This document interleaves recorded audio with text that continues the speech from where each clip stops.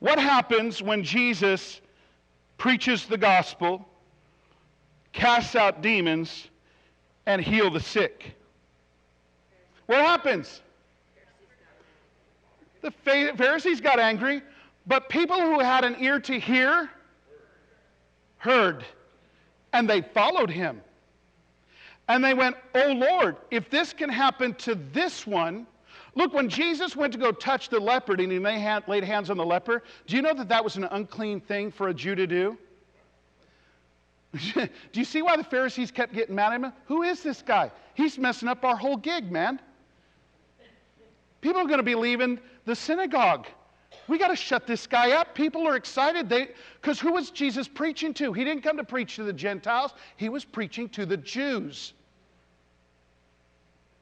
So they're freaked out. Here's Jesus. Who is this guy? Look, it even says in the book of Mark, it says that even his own people, the ones that knew him, thought he was out of his mind. That's what happens when in your own house. Sometimes my wife thinks I'm out of my mind. And it's okay. I just pray, Lord, I pray that either you figure it out with me or show her the truth, right? But his own people were they were like, this man's out of his mind.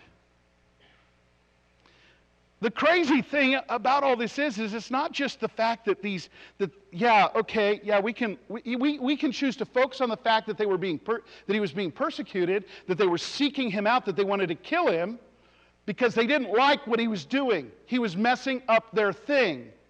We can focus on that, or we can focus on the fact that, man, look what he was doing. He was preaching the gospel, he was casting out demons, and he was healing people. And so what happened is people were going, man, that rocks. So people who had an ear to hear, they started following him, and they started crushing in on him. I'm going to tell you this right now, and it might offend you, but I hope it doesn't, because if it offends you, it means you're an old man. So I'm praying you're in the new man right now, in the Spirit of God, to hear what I have to say to you today. This church should be bulging at the seams with people who are hungry, desiring, thirsty to hear the gospel, to have demons cast out of them, and to be healed. Amen. I mean, it should be bursting at the seams, but why isn't it? Here's where the offense could come, but I pray it does not come.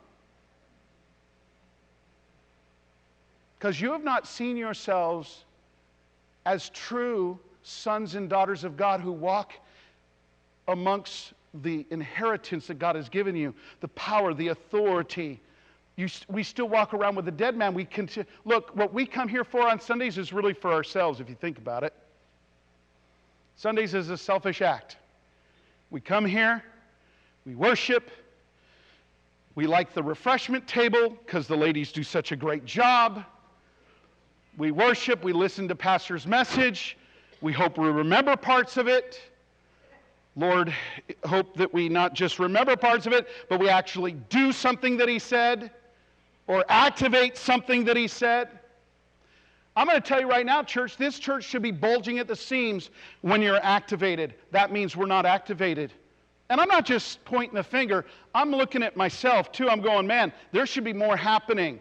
I know this, signs follow those who believe, right? There are signs that follow those who believe. And I want those signs following me everywhere. Not because of me. I want them to come and get a hold of Jesus. How about you?